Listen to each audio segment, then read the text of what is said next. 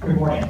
My name is Nick Carapetian. On behalf of my co-chief petitioner nominee and the over 700 petitioners, some of whom are here today, I want to thank you for your time and attention on this matter. In the next few minutes, we will highlight key facts in support of finding that our petition should be approved. We will also point out glaring errors in the LACOE report that are in direct conflict with recent CDE opinions on territory transfer agreements. To help guide the discussion, we ask you to open the spiral bound petitioners brief dated December 21, 2016. That's the spiral bound color. The reason for this change, starting on page 4 and on over 30 pages, we provide in-depth analysis of the rationale and reasons why this change is needed. Safety first. Improve student safety and school access routes, page 4. In this section, we provide strong support for why removing a layer of government bureaucracy with streamlined emergency communications and responses, plus increasing school access routes and removing dependency on a single footbridge that spans Pickens Canyon would decrease risk of injury and prevent Sage students from being isolated from their family in the event of a major disaster. Local educational needs and concerns, page 10. Here we detail extensive information about our local educational needs and concerns. Public policy issues, page 19. We discuss how public policy concerns are addressed by a transfer. Also, we clarify that we are not seeking coterminous borders. Studies link strong communities to student success, page 22. We highlight how academic research studies have shown that social capital helps children excel in school, and that, as in our case, communities that are fragmented are less likely to increase social capital.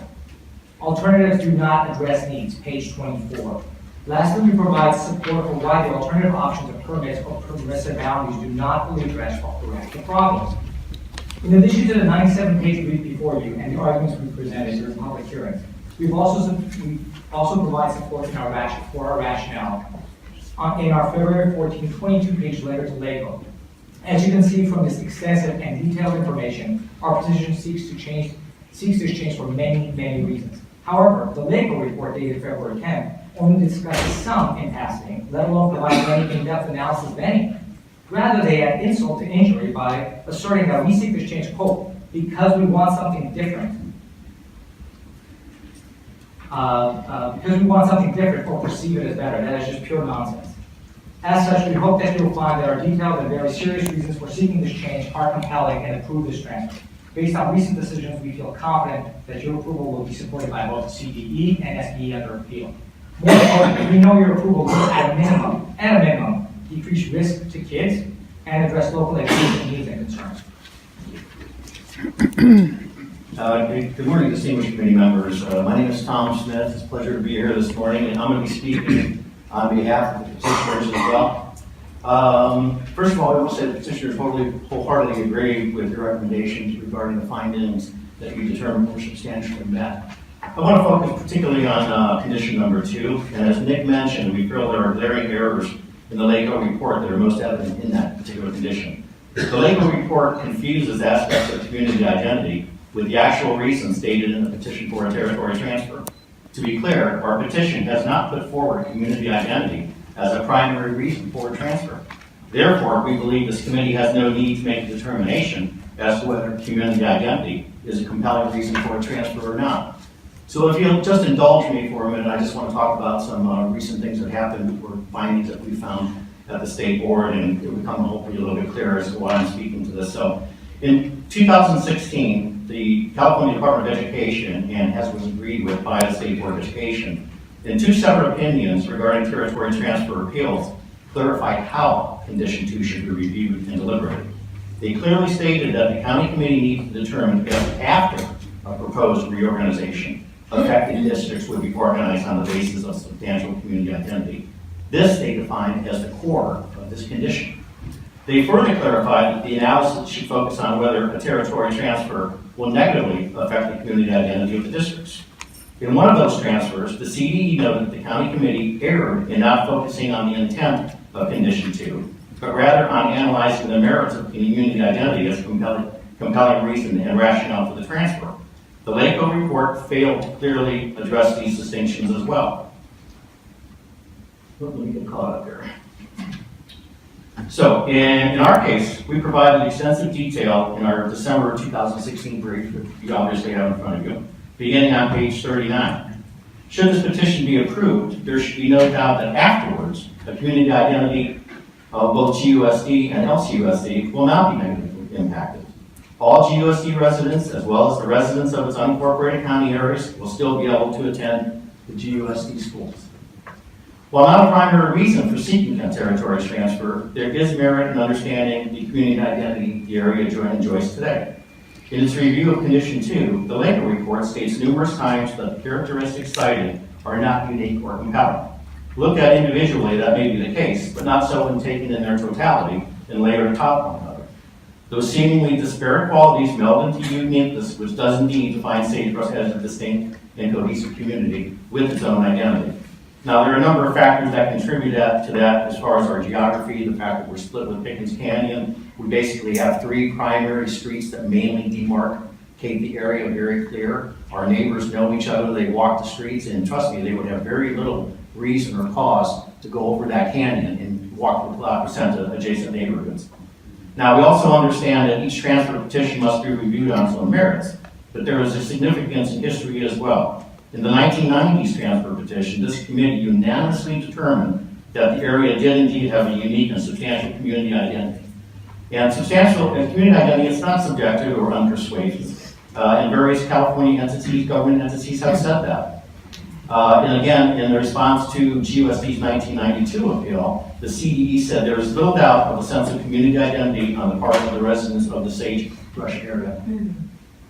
So the LACOE report speaks to the desire for a transfer because the Sagebrush areas, and I quote, want to be a part of the community because they want to, not because they are. I'm baffled by this conclusion.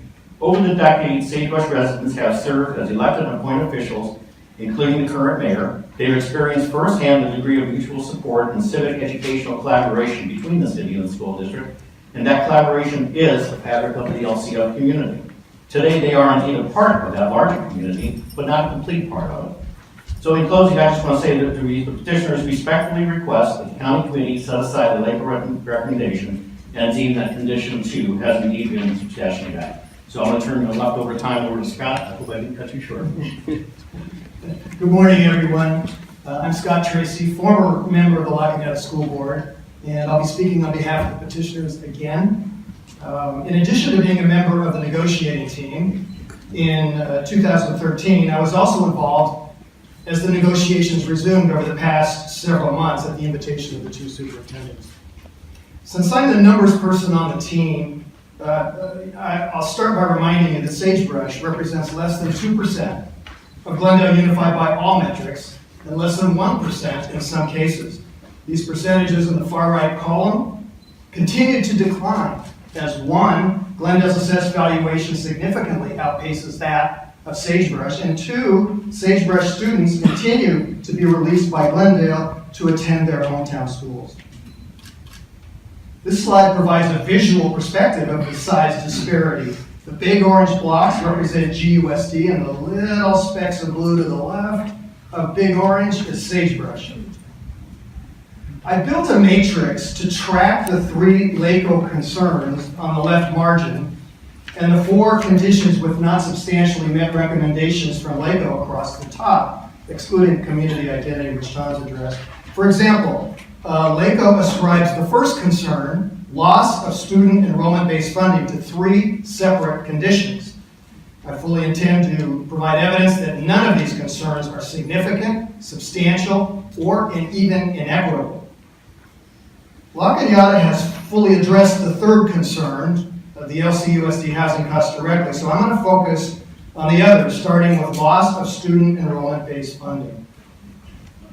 Both districts have fully acknowledged that 117 Sagebrush students have been released by Glendale since 2013 and now attend LACOE schools without harm to either district or students. Yet on page 16 of its report, LACOE says the number is 75. On the next page of its report, LACOE concludes that 312 Sagebrush school-age children would be, quote, available to transfer and, quote, could be expected to enroll if the petition were approved. As noted, LACOE's transfer data is not accurate. The 19 in the far right column below the 117 are prior transfers, either Allenville or children of staff. 66 transfer applications have been received for the current school year, the upcoming school year, and 25 have been conservatively estimated to enroll, leaving 226 available to transfer, not 312. Last fall, the Glendale superintendent and his CBO both told Mountain Avenue parents that the 712 students would not likely transfer as they're involved with their activities and friends. And LACOE has agreed to grandfather students choosing to stay. Finally, some of those listed as available to transfer currently attend private schools and have no bearing on Glendale's fiscal status. 226 students represents less than 0.9% of Glendale's enrollment. And 76 students is less than 0.3%. Neither is significant nor substantial under any circumstance. On to the second concern, GUSD's loss of assessed valuation. So I'm going to refer to it as either AV or tax base. Now this table shows Glendale's year-to-year AV increase by jurisdiction. Far right column, GUSD's total AV jumped 5.4% last year, while Sagebrush grew by just 3.8%, declining further to just 1.82% of Glendale's tax base.